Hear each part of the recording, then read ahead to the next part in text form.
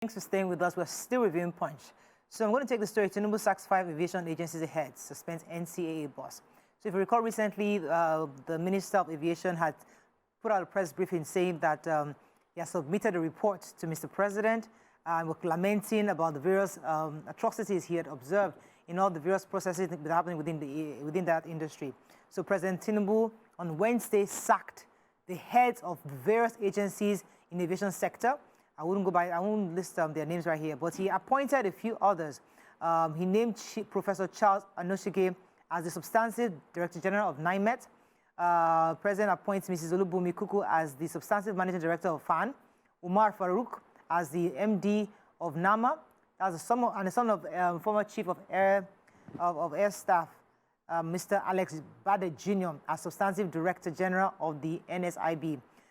He said that the president said he anticipates that the new leadership across the aviation sector will uphold the safety, convenience, and comfort of Nigerians primary and make it sacrosanct for them. He also said that due to the high cost of underperformance in the sector, the president also demanded the immediate establishment of world-class policy design and implementation regulatory framework to move the aviation sector further forward. We're hoping that with these changes, the aviation sector indeed will change and things will be better going forward because Festus Kayamo really lamented. So I sent a view of the videos to us in our group. He was complaining what we signed. Yeah, what we signed, saying that I can't remember, we'll give waiver. Yes. A continuous waiver to compete with Nigerians. So the international airlines were giving complete waivers, total waivers. And they can't compete with those locally, the Nigerian aviation. So how would they get into the international? They'll kick them off business immediately. Yeah. So and the fact that they wanted all their workers from top management to the end to yes. be from to appoint their own country. Yeah. And you are here in Nigeria. Does it make sense? I'm sorry, but I like when people flying me. Just sorry. Wait till they worry you. People flying me. Wait till they worry you. Give me some peace of mind. Oh, please. I gotta tell you. What are you saying? I want to go viral. What are you saying? Please. Please. Let me go viral on my truth. Honestly, when I hear an Oyinbo voice, the cockpit, it gives me some sort of... Are you for real? I'm telling you, that's just me. Okay. And I know many people that feel the same. Oh, yeah. Lots May of not be politically correct, but that's how I feel. Okay, all right. Let's move on to the Well, I go with my Jesus and I'm good. The federal government yesterday approved the exemption of federal universities, polytechnics, colleges of education, and other tertiary institutions of learning from the Integrated Payroll and Personnel Information System, IPPIS. Finally, that's what they have been clamoring for a long time. And now they said the remunerations to staff members of the institutions will no longer flow through that platform. This was said by the Minister of Education, Professor Tahir Maman, and he talked about this at the end of the Federal Executive meeting, which was held at the State House, Abuja. And he said, today, Council directed that universities, polytechnics, and colleges of education should be taken out of the IPPIS service to allow for efficiency in the management of the universities and tertiary institutions, generally speaking. It says before now, when they want to have any form of recruitment, they will run to Abuja to, get permission, for waivers and approval. But right now, they can handle that all by themselves. Because it's a major IPPIS issue versus is it UTAS, the other one? UTAS, yeah. So it was a major victory for them. I'm happy for them. At least the federal government is meeting them halfway. So maybe there won't be strikes. Anyway, some suspected gunmen dressed in military uniform allegedly kidnapped 7 people along the Idiwo area of the Lagos-Ibadan Expressway on Monday. They shot one person dead. Apparently, the woman saw them and made to run away, and they shot her. They shot 2 of them. One is critically ill, one died. The person that was telling the press he spoke on condition of anonymity, said that the incident happened, that the kidnappers came fully in military uniform and stopped the bus and carted away 7 people, shot 2. But the police have said that they confirmed the attack, but they said it was a family traveling, and they took 7 people, including the parents of the person, and they have found one. They combed the forest, and they found one of the victims. And that they're going to make sure, and that they said, please continue your traveling, nothing do you. They are on ground. Okay, Daily Sun, very quickly. Rivers crisis. Fubara draws battle lines. COP28, nations strike deal to end consumption of fossil fuels. We are waiting for President's approval to a concession 5 airport, says Keyamo.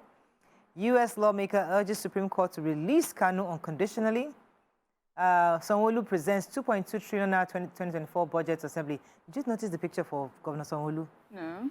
He has gray hair. It's like getting like Fashola. Walk now. See. Are you sure? He's working. It's not light. Was that? There's not light That's to not it. a I don't know. recent- No. This is a recent. Just No, that's this not is so recent. old. This is No, yesterday. Maybe printing. I hope it is printing, because Why? Lagos should not do this man. Because you know how Fashola when he came in, when he was going, he became grey. All through. By the time he finished Ministry of Work, it was cuckoo. Okay, let's take from some. one conclusion. Son. Yeah, so go ahead. COP28.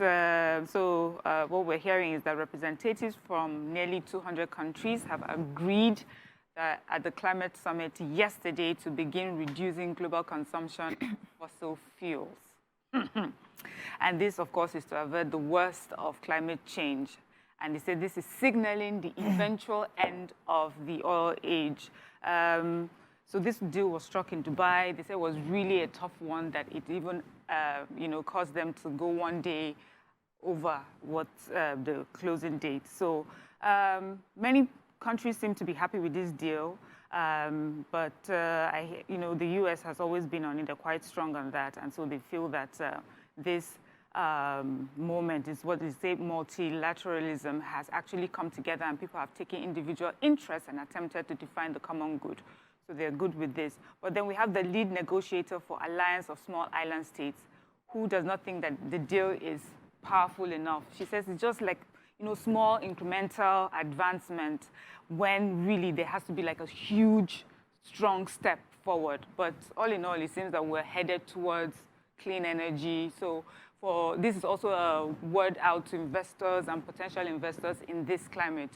Start thinking differently. We're moving away from oil Right.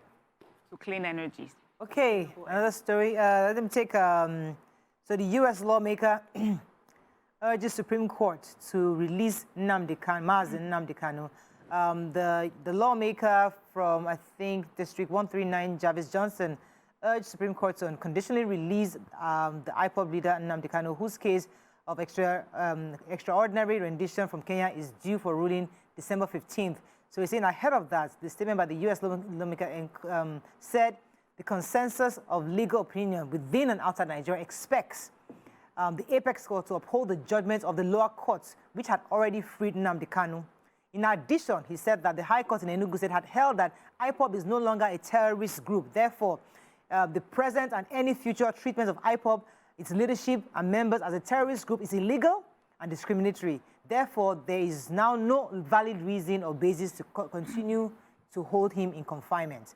So he's saying that they should release Nnamdi Kanu because the Supreme Court ruling for this case is coming up December 15th, and they're hoping that the Supreme Court will do the right thing. Okay? I wish they would release him, Sha. I really wish, because I believe, I hope that he will stick to his word and stop the thing, but it will make a kind of unity in Nigeria, I hope. I hope. That's why a lot of people, we hoped that when they remove subsidy, that things will just happen overnight. We also hope that when they float the Naira, everything will, we all had this hope that, when you remove subsidy, we'll not have money, and we're not suffering it. So we can hope. Hope is a beautiful thing. No, I knew that subsidy. I knew that subsidy there would be no. We didn't know that. A lot of Nigerians. I did. Well, many Nigerians believe that once you remove that subsidy, we have more money to save do more right things. We all will do the infrastructure. We all believe. We all hoped. I believe that. Now we are also seeing that. knew that there was going to be a transition period. Yeah, well, so you did, but a few people were just hopeful that the magic will happen. So we There can was hope. no magic. We can hope as much as we want, but the point is that we don't know what's going to happen on the other side. Moving on to Vanguard. Poor Nigerians hit 104 million, says World Bank. 2024, Lagos, Borno Rivers proposed 3.387 trillion naira budget. Ondo crisis, Ayedatiwa resumes as acting governor. Did you guys take that story yesterday? I'm sure you did. Ohaneze IPOB begged Tinubu to free Nnamdi Kanu. CBN blames scarcity for banknotes on hoarding. Rivers crisis, state government demolishes assembly complex, and Tinubu sacks FAAN, NAMA, NSIB, NiMET DGs. Okay, which Major story? headline. So a World Bank report has indicated that Nigeria's poverty level has taken a notch higher at the backdrop of the recent economic and fiscal reforms. And the key reforms, which we know is the removal of the petrol subsidy and the foreign exchange market restructuring. So the bank, commended the federal government for what it considered bold reforms, which was necessary to rescue Nigeria from fiscal cliff, according to them, and also described the current pains that Nigerians are going through, saying that these pains are temporary. But also said the policies had created intense pressure on cost of living, which have pushed more Nigerians into hardship, with 104 million now living below the poverty line.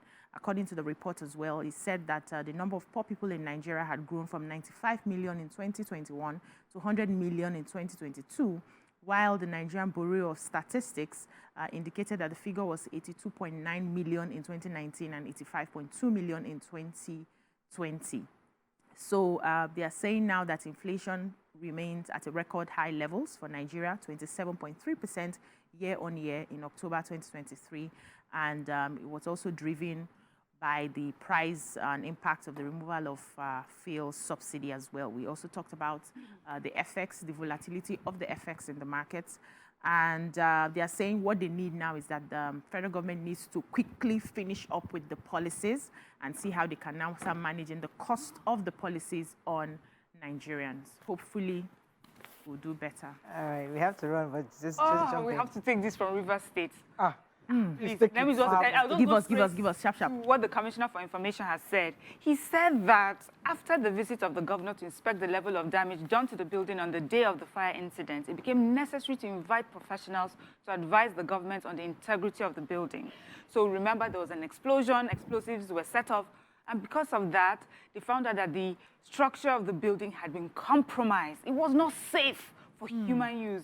Wow. They tried to fix it. It did not. It was not going to be safe. So the magnanimity of the governor, he decided to pull it down and do something better. So that is why it was pulled down, and not because of your agenda. 4 of the legislators had their meeting in the executive government house. Those loyal to the governor had their meeting. People are not serious. Mariah, let's go home. It's Thursday. It's not our hot topic today. All right, but it's just craziness, though. Let's go on a break. When we come back, we move on to our next segment. Stay with us. We'll be right back.